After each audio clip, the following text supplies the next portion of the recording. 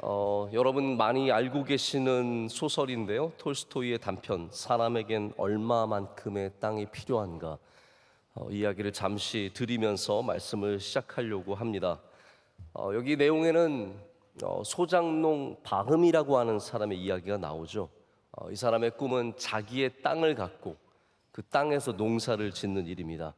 아내와 함께 성실하게 살아왔지만 밭 한 떼기 살 수 없는 가난한 형편에 너무너무 힘든 삶을 살다가 어느 날 아주 특별한 소식을 듣게 됩니다. 그것은 바시키르라고 하는 사람들이 살고 있는 지역에 가면 원하는 만큼 땅을 얻을 수 있다라는 그러한 얘기였습니다.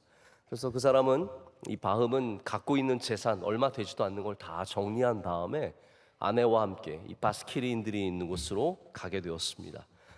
그곳에 있는 촌장과 땅 계약을 했습니다. 땅 계약의 내용은 1,000루블을 주고 그만큼 그 다음날 자기가 이제 걷는 땅만큼을 갖게 되는, 해 뜰 때부터 해 질 때까지 걷는 땅만큼을 갖게 되는 계약을 갖고, 그래서 대신에 이제 해가 진 다음에 들어오면 하나도 갖지 못한다는 그런 계약을 맺고, 이 바흠은 너무나 가슴이 떨렸어. 내일 아침에 자기 땅이 생길 걸 생각하고 가슴이 두근두근 거리면서 잠을 이루지도 못하고 거의 잠을 자지 못하고 그 다음날 아침에 땅을 걷기 시작합니다. 이 괴나리 보침 하나를 메고 열심히 걸어가는데 걸어가면 걸어갈수록 비옥한 땅이 나오는 거죠. 그래서 점심때가 되어서 이제 돌아가야 할 때가 되었는데 너무 이 땅이 아까워서 계속해서 앞으로 전진해 가게 됩니다. 문득 전신을 차려보니까, 하늘을 보니까 벌써 해가 한참 서산으로 기울어 가고 있었습니다. 깜짝 놀란 이 바흠이 정신을 차리고 이제 출발선으로 돌아가야 한다는 생각에 빨리 걷기 시작합니다. 그런데 걸어가다 보니 벌써 이미 해가 뉘엿뉘엿 넘어가고 있습니다. 그때서부터 뛰기 시작합니다. 정신없이 뛰기 시작합니다. 야, 이거 까딱 잘못하건 내가 한 평도 땅을 얻지 못할 수도 있겠구나 하는 생각에 점점 마음이 급해지고 최선을 향해 달려가게 됩니다. 젖먹던 힘을 다해서 달리고 보다 보니까 결국 해가 넘어가기 직전에 자기가 출발한 출발선에 겨우 도착할 수 있었습니다. 하지만 그는 출발선에 도착하면서 가슴을 부여잡고 쓰러집니다. 그를 애타게 기다렸던 아내와 이 바스키린들은 환호성을 지르고 이제 바흠이 돌아왔다라고 즐거워하고 있었지만 이 사람은 쓰러져 있었습니다.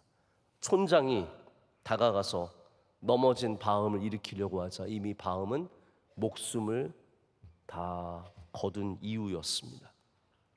바흠은 이미 피를 토하며 죽어 있었습니다. 여러분, 이 이야기가 우리에게 전하는 내용들이 참 많이 있을 겁니다. 그 중에 하나는 우리의 수고가, 우리의 열심이 얼마만큼이 적당한가라는 것이죠. 우리가 수고하면 수고한 것을 다 먹을 수 있는 것인가? 우리 수고는 어디까지 해야 되는 것인가? 여러분, 이 바흠처럼 헛된 수고가 어디 있습니까? 정말 목숨을 다해서 달려왔는데 그가 달려온 종점은 그의 죽음의 자리였습니다. 여러분, 수고라는 것은 우리 하나님께서 인간에게 주신 삶의 방식입니다. 그렇기 때문에 수고는 아름다운 것이기도 합니다. 그러나 동시에 수고는 하나님께서 우리에게 주신 징벌이기도 합니다. 그래서 우리에게 고통스럽고 괴로운 일이기도 합니다. 성경은 그래서 수고를 통한 리워드, 우리가 수고를 통해서 얻는 것도 얘기하지만 수고의 이렇게 아픔과 헛됨도 우리에게 말하고 있습니다. 신약 성경에 가면 일하지 않거든 먹지도 말라라는 말씀이 적혀 있을 정도로 수고가, 일하는 것이 우리의 삶을 실현하는 중요한 가치임을 우리에게 말해줍니다. 하지만 오늘 우리가 방금 나눈 이야기처럼 톨스토이의 이야기에는 과한 욕심이 그 안에 들어가게 되고 욕망이 그 안에 들어가게 되면 수고는 우리를 무너뜨리는, 우리를 헛되게 하는, 우리를 죽음으로 이끄는 그러한 잘못된 우리 삶의 수단이 된다는 것이죠. 지나친 자기 만족을 위해서 일할 때 큰 위험성을 갖게 된다고 우리에게 경고하고 있습니다. 하지만 우리 인간은 또한 수고를 통해서 우리의 가치를 발견하게 합니다. 내가 수고하는 곳에서 내가 어떤 존재인지, 존경받는지, 사랑하는지, 존중받는지, 이런 것들을 통해서 내가 어떠한 사람인지의 정체성도 갖게 됩니다. 하지만 수고한 뒤에 또 때로는 밀려오는 허무함 때문에 상실감과 좌절감을 느끼기도 합니다. 이렇게 내가 많은 수고를 했는데 내가 얻는 게 고작 이거라니. 자, 여러분의 수고는 어떠한 수고이십니까? 여러분은 이 세상에서 수고하고 살아가고 계십니까? 그 수고의 열매가 있으십니까? 아니면 그 수고가 헛되고 헛된 것뿐입니까? 오늘 우리는 전도서의 두 번째 말씀을 통해서 우리가 발견해야 되는 지혜가 있습니다. 그것은 인생은 수고를 해야 살 수 있고 수고의 기쁨을 또한 누려야 하는데, 그렇기 때문에 더욱더 우리는 헛된 수고를 해서는 안 된다는 것입니다. 여러분의 모든 이 세상에서 흘리는 땀과 수고가 의미 있는, 할렐루야, 열매가 되는 수고가 되시기를 축복합니다. 제가 지난주에 말씀드렸던 코헬렛이죠, 전도자의 이야기인데, 오늘 말씀에도 우리가 하는 모든 수고가 이 헛됨의 그늘을 결국은 벗어나지 못한다. 이 세상에서 우리가 하는 모든 것들이 헛됨 안에 있다라고 주장을 하고 있습니다. 이 본문 안에서 수고가 헛되다라고 말하는 전도자의 이야기의 핵심 중에 무엇이 담겨 있느냐면요, 우리가 한 땀과 우리가 한 수고의 열매를 결국 우리가 먹지 못한다는 그런 우리 인간의 현실이 여기 담겨져 있습니다. 우리 인간의 한계라는 것이죠.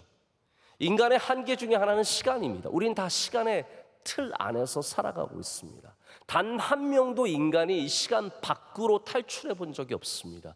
시간의 안과 밖을 다 다스리는 분은 하나님밖에 안 계시고, 우리 인간은 다 이 시간의 틀 안에 살아갑니다. 우리는 태어나고 그리고 나이를 먹어가고 언젠가는 죽습니다. 그래서 시간의 최종점은 죽음입니다. 이것을 이겨내려고 많은 사람들이 약을 찾아보기도 하고 별의별 방법으로 노화를 늦추기도 하지만 단 한 명도 죽음에서 탈출한 사람은 없습니다. 전도서는 그래서 이런 시간의 문제, 그래서 전도서의 처음과 끝은 바로 이 시간의 허무함에 대해서 얘기하고 있는데, 이 죽음으로 모든 것이 끝나버리는 인생에 대해서 전도자는 아예 허무주의적인 방법을 택하기도 합니다. 다 헛되다는 거예요. 이 짧은 인생에 하는 모든 것들이 다 헛되다는 거죠. 또한 동시에 쾌락주의로 가기도 합니다. 이거 한 번밖에 안 사는 인생, 이거 금방 지나가는 인생 즐기라는 거죠. 기쁘게 먹고 마시고 그렇게 살다가 죽으면 끝이지 더 뭐가 있냐라고 그것을 해답처럼 우리에게 제공하기도 합니다. 하지만 여러분, 우리는 전도서에 있는 말씀을 하나님의 말씀에 비추어 해석해 봐야 합니다. 그것이 바로 전도자가 우리에게 주는 메시지입니다. 자, 여러분, 제가 지난주에도 전도서의 틀을 말씀드렸는데요, 이 성경을 쓴 사람은 전도자가 아닙니다. 전도자는 바로 이러한 현실적인 지혜를 갖고 하나님에 대해서, 세상에 대해서, 우리 삶에 대해서 계속 얘기하는 것이고, 이 성경을 쓴 사람은 이 전도자의 이야기를 통해서 진리가 무엇인지를 탐구하는 사람이에요. 그래서 우리는 전도서에 있는 말씀을 그냥 그대로 받아들이는 것이 아니라 하나님의 말씀에 비추어서 무엇을 받아들여야 하는지, 어떤 지혜가 결국은 올바른 지혜가 아닌지를 분별할 수 있어야 합니다. 우리 그리스도인들은, 하나님을 믿는 사람들은 절대로 허무주의자가 되어서도 안 되고 쾌락주의자가 되어서도 안 됩니다. 왜냐하면 우리도 시간의 틀 안에 살고 있지만 우리는 이 시간을 창조하시고 시간을 다스리시고 시간 저 너머에도 계시는, 다시 말해서 오늘 전도서에 나오는 표현을 쓰자면 해 아래에 있는 것이 아니라 해 위에 계신 하나님을 바라보고 살아야 된다는 거예요. 그게 우리에게 주시는 영생이라는 것의 의미입니다. 여러분, 영생이 무엇입니까? 예수님 믿으면 영생을 누린다면서요. 그것이 영원히 살아가는 것을 의미할 수도 있지만, 오늘 우리가 이 시간의 틀 안에 살아도 영원하신 하나님을 붙잡고 살 때 그것이 영생하는 삶이라는 것입니다. 우리 한 번 사는 삶 헛되지 않게 살려면 우리는 우리 인간 삶의 가장 바탕 중에 하나인 이 수고의 의미를 분명하게 잘 알아야 된다는 것이죠. 여러분, 우리 인생이 얼마나 빨리 지나갑니까? 우리 젊음도 곧 지나갈 것이고, 우리 아이들 언제 크나 싶은데 아이들이 곧 클 것이고, 우리들의 삶은 곧 저물게 되어 있습니다.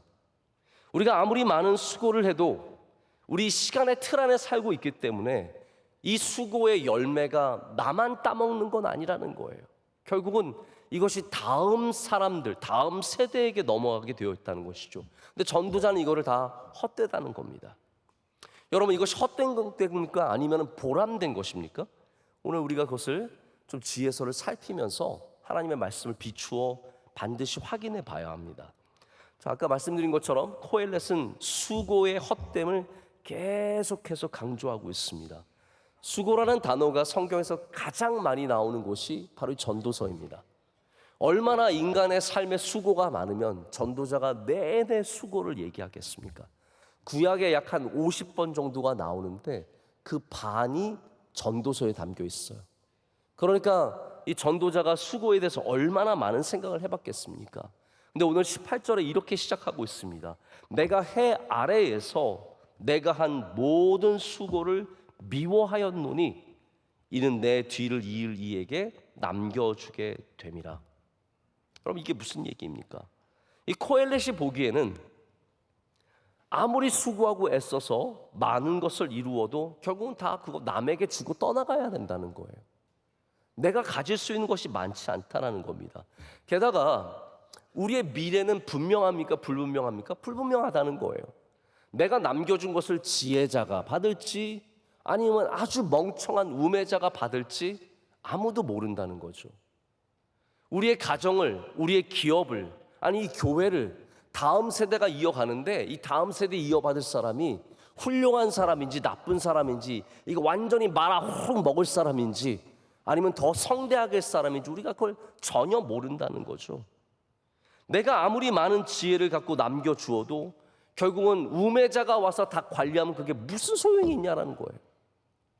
지금 이 코엘렛은 전도자는 계속해서 시간의 틀 안에서 내가 얻을 수 있는 건 여기까지고 나는 이제 곧 죽는데 인생이 짧아서 곧 사라지게 되는데 내가 한 수고의 열매를 결국은 내가 먹지 못한다는 것을 우리에게 말해주면서 마지막 절에는 정말 비관적으로 얘기합니다. 우리가 읽진 않았지만 23절에 이렇게 얘기합니다.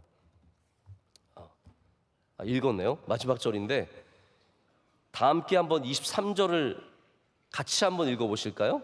일평생에 근심하며 수고하는 것이 슬픔뿐이라 그의 마음이 밤에도 쉬지 못하나니 이것도 헛되도다. 이런 말씀을 읽고 나서 아멘하기가 힘들죠. 네. 다 헛되다는 거예요. 결국 밤에도 막 일 때문에 머리가 복잡하고 해야 될 일이 많아서 내일은 또 어떻게 그걸 다 감당하나, 이런 모든 게 결국은 헛되다라고 얘기합니다. 여러분 어떻게 생각하십니까? 동감하십니까? 이런 수고의 문제에 대해서 우리가 어떻게 답을 할 수 있을까요? 그리스도인들, 영원하신 하나님을 믿는 우리들은 이렇게 생각할 수 있어야 합니다. 비록 우리의 수고가 우리에게 열매로 먹을 수 없을지라도, 내가 그 열매를 따먹지 못하더라도 이것을 누군가가 열매로 받을 수 있다면 우리는 그 수고가 절대로 헛되지 않음을 믿어야 된다는 것이죠. 자, 우리나라 1970년도에 경부고속도로가 개통이 되었습니다. 이거를 닦느라고 얼마나 많은 사람들이 일을 했겠습니까? 430km 이 긴 도로를 만드느라 산을 깎고 자갈을 깔고 그 위에 아스팔트를 깔고 이거를 하나하나 밀고, 여러분 여기에 동원된 인원들이 얼마였을지를 한번 생각해 보시길 바랍니다. 그분들이 자기가 닦은 도로를 매일같이 다니면서 내가 이걸 닦은 거야, 내가 수고한 거야 하면서 그 열매를 자기가 먹고 살았습니까? 아닙니다. 사실 그때 도로 닦은 사람 1970년에 여러분 무슨 차를 갖고 있었겠어요? 1970년도에 차 가진 사람이 몇 명이나 되겠습니까? 아마 대부분 그 도로를 만드신 분들은 경부고속도로를 제대로 한번 타보지도 못하고 죽었을 수도 있습니다. 1970년, 제가 태어나기 전의 일 아닙니까? 그런데 그때의 수고를 우리가 지금도 먹고 살고 있지 않습니까? 그때 수고했던 분들 때문에 지금 우리나라가 이만큼 성장한 거 아니겠습니까? 여러분, 우리 교회를 한번 생각해 보십시오. 지금 여기 계시지 않는 수많은 성도들이 우리 구성전을 세울 때 1989년에 저희가 구성전에 들어갔는데, 그때 여기 우리 교인들이 얼마나 많이 벽돌을 나누고, 여러분 그때 지금 생각하면 이거 법적으로 걸리는 문제, 아동 노동 착취가 있었어요. 우리 교육부 아이들도 와서 막 벽돌 나르고, 저도 가서 막 뭐 한다고 얼마나 막 열심히 하고 그랬는지 모릅니다. 수많은 사람들이 이 교회를 세우기 위해서 수고했죠. 이 새성전 세울 때도 마찬가지입니다. 많은 분들이 함께 기도하고, 얼마나 많은 분들이 건축 헌금을 냈겠습니까? 얼마나 많은 분들이 와서 무릎 꿇고 두 손 들고 기도했겠습니까? 그래서 이렇게 아름다운 성전이 세워졌는데, 이미 많은 분들이 하나님 곁으로 가셨습니다. 이미 많은 분들이 벌써 이 세상을 떠나셨습니다.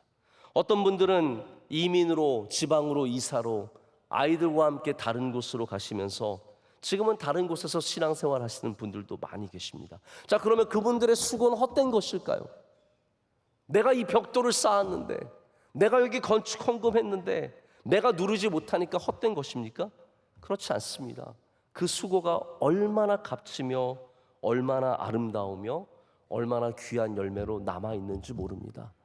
앞으로 다음 세대도 그 다음 세대도 이 귀한 아름다운 성전에서 하나님을 만나고 예수 그리스도인으로서 삶이 변화되고, 여기서 가정을 이룩하고 여기서 아이들을 키우면서 주님의 영광을 보게 될 줄로 믿습니다. 그 수고가 헛되지 않다라는 거예요. 우리가 그 열매를 먹지 않더라도 그 수고는 절대로 헛됨이 없습니다. 여러분, 코엘렛은 아주 현실적인 지혜자입니다. 전도서가 아주 현실적인 책입니다. 그래서 우리가 성경에서 잘 만나지 못하는 이야기를 많이 합니다. 그것을 우리가 다 진리인 것처럼 받아들여서는 안 되고, 우리가 그것을 자꾸 냉정하게 하나님의 말씀에 평가해 봐야 합니다. 코엘렛은 내가 얻지 못하는 건 다 헛되다고 말하는 사람이에요. 내가 이룩한 이 많은 업적이 우매자가 이어서 하게 되면 그게 무슨 소용이냐라고 말하고 있고, 내가 수고한 열매를 내가 먹지 못하면 그거 다 헛된 거 아니냐, 그냥 나 혼자 기쁘게 먹고 즐거워하며 살자, 이렇게 얘기하는 사람이 코엘렛입니다. 여러분, 그러나 우리는 하나님을 경외하는 사람은 그렇지 않습니다. 우리가 만약에 하는 모든 수고를 내가 그 열매를 꼭 먹어야 한다는 생각, 그 강박만 없다면 우리가 하는 모든 수고는 아름답고 복되고 또한 귀한 열매로서 많은 사람들을 먹게 할 줄로 믿습니다. 그래서 이 시간의 문제를 벗어나야 돼요. 우리가 이 짧은 인생이라고 하는 이 시간의 문제 속에서 하나님을 만나야만 더 시간 너머를 볼 수 있는 시각을 갖게 되는 겁니다. 여러분, 그리스도인의 장점이 무엇일까요? 우리는 이 한정된 시간만 보는 사람이 아닙니다.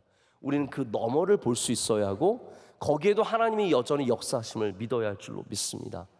오늘 기도도 해주셨는데, 우리 교회 뒤편에 있는 글로리아 센터, 글로리아, 예전에 이제 월드 글로리아 센터라고 부르던 곳을 저희가 이번에 리모델링을 하고 1, 2, 3층을 거의 다 완공을 해서 감사 예배를 드렸습니다. 아직 1층은 조금 더 다듬어야 될 곳이 있고 2, 3층은 이제 써도 되는 그런 공간이 되었는데, 우리가 일부 시설을 열면서 어떻게 하나님께 감사를 드릴 수 있을까? 어제 우리 함께 모여서 찬양하고 말씀 듣고 또 예배를 드렸습니다. 이 일을 위해서 수고한 분들이 참 많이 계십니다. 우리 글로리아 센터 건축위원장 되시는 장로님은 건설회사를 운영하시는 장로님이신데, 거의 생업을 내려놓으시고 아예 본인 사업은 안 하시고 1년 동안 오직 이 일에만 매진하셨어요. 매일같이 여기 현장에 나오셔서 조금이라도 공사가 잘못되는지 확인하시고, 바닥재부터 벽돌 하나, 돌 하나, 나무 하나 붙이는 일까지 아주 열심히 정성을 다해서 수고를 하셨고, 우리 운영위원 하시는 장로님, 또 집사님, 이런 분들도 엄청 고생을 많이 하셨습니다. 어떻게 우리가 이것을 이 시대와 이 지역민들과 우리 교우들을 위해서 잘 쓸 수 있을 것인가 고민을 많이 하면서 저와 함께 열심히 이것을 만들어 주셨어요. 근데 제가 가만히 보면 지금 이 일에 수고하신 분들은 이 공간을 누릴 분들은 많지 않아요. 생각해 보십시오. 우리 장로님들이 뭐 맨날 거기서 농구하시겠어요? 야, 이거 우리가 만들었으니까 우리가 농구해야지. 장로님 팀 하나 만들어가지고 패스하고, 야, 그것도 슛을 못 넣냐 그러시면서 서로 장로님들끼리 그거 하고 계시겠냐는 거예요. 거기서 우리 수고한 운영위원들과 건축위원들이 뭘 하겠습니까? 아니, 어떤 분들은 그렇게 생각하세요. 아, 이거 담임 목사님 지가 놀려고 만들었다. 완전히 틀린 생각은 아니지만 제가 분명하게 말씀드리는 것은 제가 10년 전만 해도 여기를 잘 썼을 겁니다. 근데 저도 이미 이제 농구를 한번 하면요, 하루 종일 끙끙 앓는 나이가 되었습니다. 농구하고 오면은 막 쩔뚝거리기도 하고요, 힘들어가지고 아이고 이러고 있다가 저녁 예배 올라오거든요. 저도 이거를 많이 쓸 수 없습니다. 여러분, 왜 이렇게 우리가 수고를 했을까요? 저희가 쓰려는 게 아니에요. 이거 끝나고 나면은 우리 장로님 수고하셨습니다, 세계 일주라도 한번 하시죠. 비행기 티켓 끊어드리는 것도 아닙니다. 사실 수고한 당사자들은 누리는 게 없어요. 우리가 이것을 만든 것은 우리가 이 열매를 먹기 위해서가 아니라 여러분들이 이 열매를 먹고 다음 세대가 이 열매를 먹고, 할렐루야, 우리 청년들이 이 열매를 먹고 우리 지역 사람들이 교회의 문턱을 조금 더 낮게라도 들어오시라고 우리 이웃들을 향해서 여는 것 아니겠습니까? 여러분, 우리가 믿음의 눈을 뜨고 시간 너머를 보고 우리의 수고 너머를 본다면 우리가 먹는 열매만 위해서 수고하는 것이 아니라 우리 수고하는 모든 열매를 하나님의 능력 안에서 사용하신다는 것을 믿고 이것이 하나도 헛됨이 없음을 알아야 할 줄로 믿습니다. 우리는 그래서 과감하게 우리의 수고를 하나님께 맡겨야 합니다. 내가 수고했어요. 그러나 이 수고의 결과는 하나님께 맡기는 거예요. 찬양을 하든 봉사를 하든 이 세상에서 무슨 일을 하든 여러분이 한 수고의 메달을 다 내가 따서 가지려고 하지 말고 수고를 하나님께 온전히 올려드리면 된다는 겁니다. 그렇지 않으면 우리는 늘 수고의 허전함에서 살아갈 수밖에 없습니다. 여러분, 4년 동안 올림픽을 준비한 선수들이 이제 올림픽을 거의 다 마쳤습니다. 마쳤나요? 마쳐가나요? 마칠 건가요?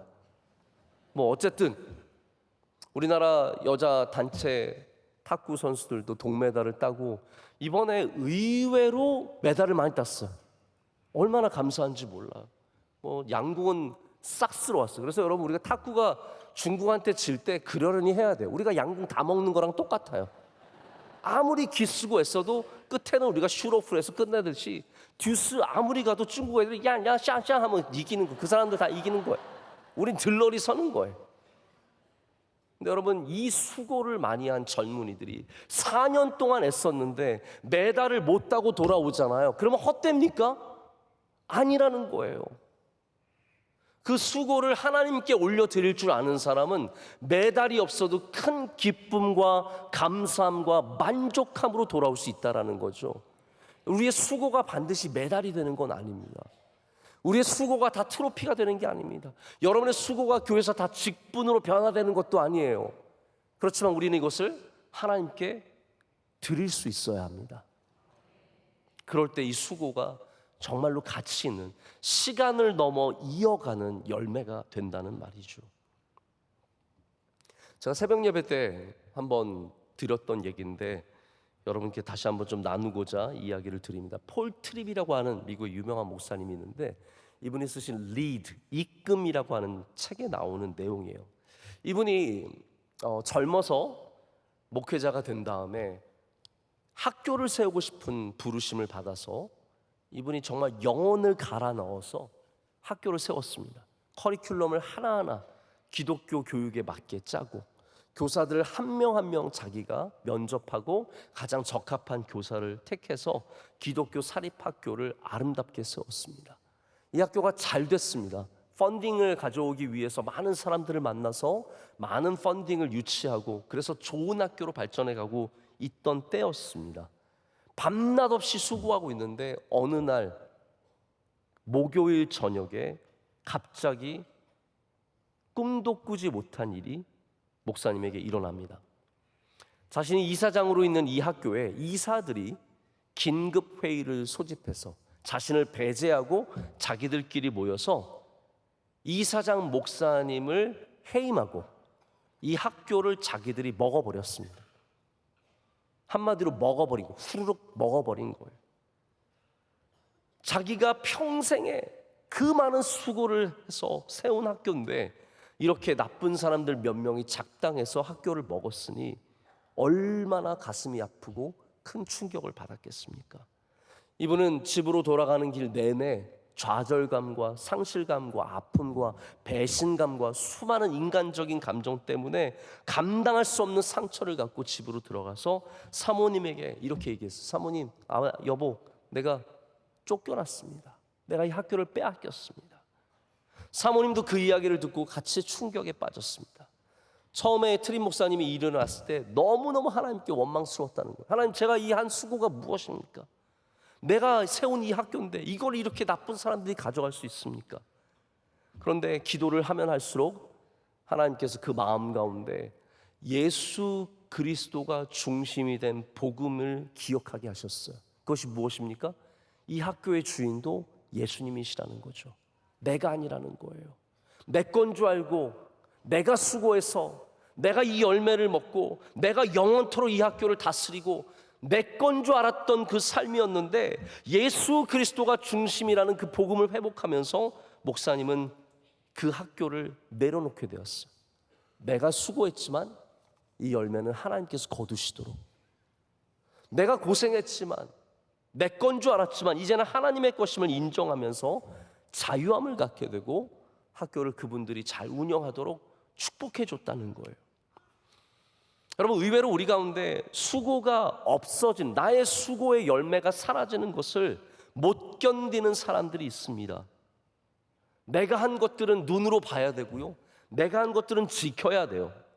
그래서 교회에서도, 저희 교회는 뭐 그런 일들은 별로 없지만, 내가 큰 돈 들여서 헌물한 교회의 무엇이 사라지거나 옮겨지거나 바뀌는 것을 용납 못하시는 분들이 의외로 많습니다. 제가 아는 어떤 목사님이 교회에 부임을 해서 담임 목사가 되었는데 강대상에 올라와 보니까 의자가 너무 많은 거예요. 여러분, 우리 교회 의자는 굉장히 적은 걸 아셔야 돼요. 사실 의자가 크지도 않죠.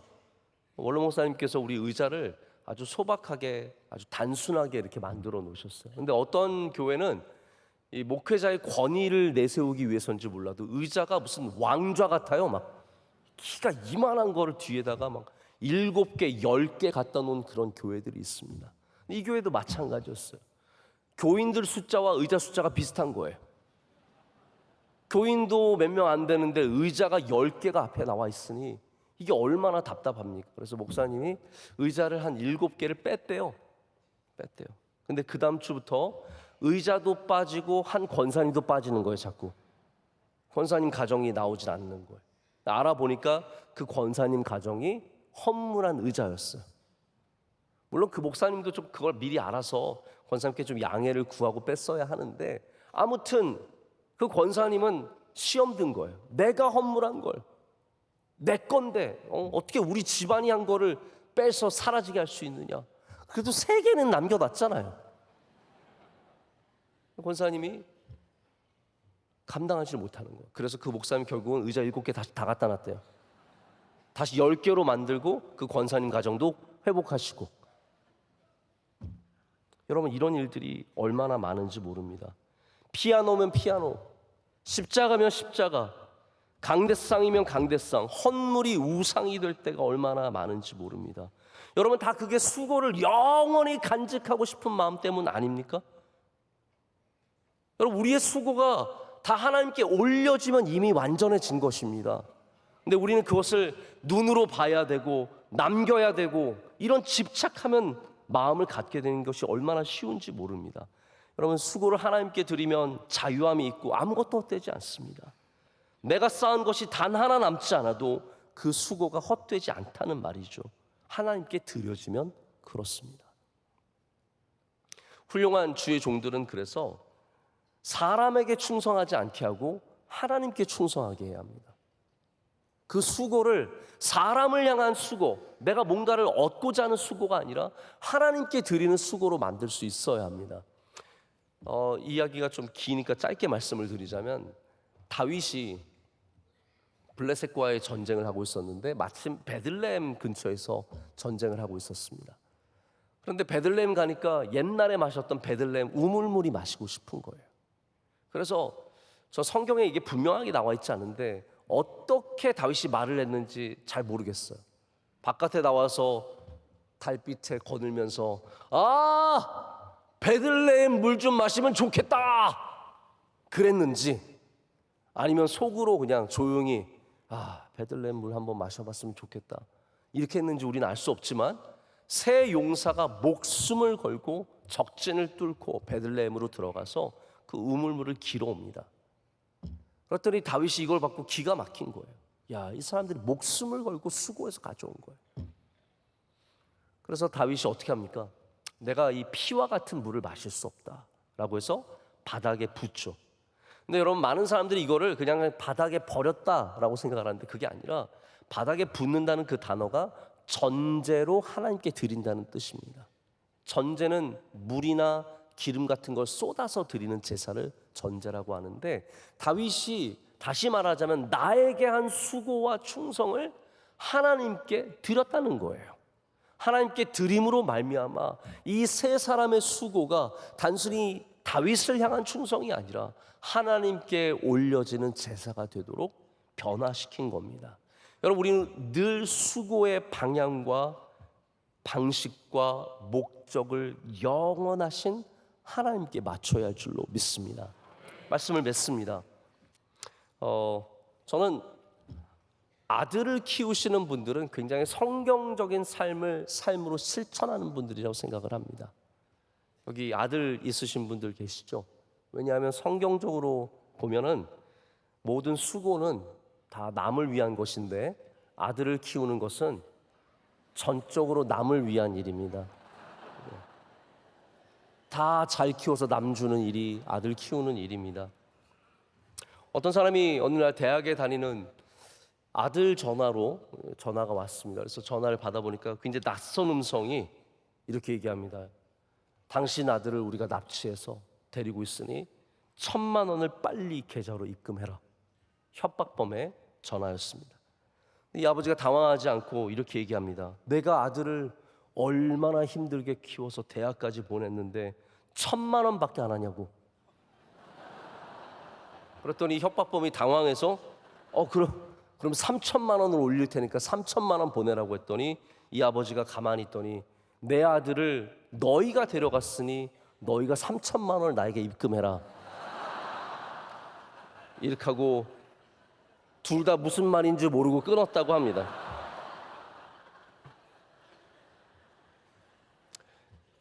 여러분, 자녀들을 얼마나 공들여서 키우셨습니까? 우리 아들 키우느라고 얼마나 수고하셨습니까? 좋은 학교 보내려고 선생 붙이고, 훌륭한 사람으로 키우려고 이거 가르치고 저거 가르치고, 남들 못지않게 키우려고 예쁘게 입히고 멋지게 입히고 좋은 거 먹이고 유학도 보내고. 제 얘기 같은데, 근데 나중에 아들들 장가 보내보십시오. 다 남의 겁니다. 남 좋은 일 한 겁니다. 얼마나 손해입니까? 다 수고해서 남 줬는데요. 근데 여러분, 이게 성경적인 겁니다. 수고한 것들이 나의 것만이 되는 것이 아니라, 우리가 모르는 저 다음 세대와 이웃들과 많은 사람들에게 위로와 힘을 주는 귀한 열매로 맺혀진다면, 오늘도 우리는 그 수고를 감당해야 할 줄로 믿습니다. 오늘도 사과나무를 심었고, 감나무를 심고, 감람나무를 심고, 백향목을 심고, 이 귀한 땀의 수고를 계속해서 해나갈 때 이 열매를 많은 사람들이 함께 먹는 복된 가정, 복된 사회, 복된 교회가 될 것을 믿습니다. 기도하겠습니다. 하나님 아버지, 감사합니다.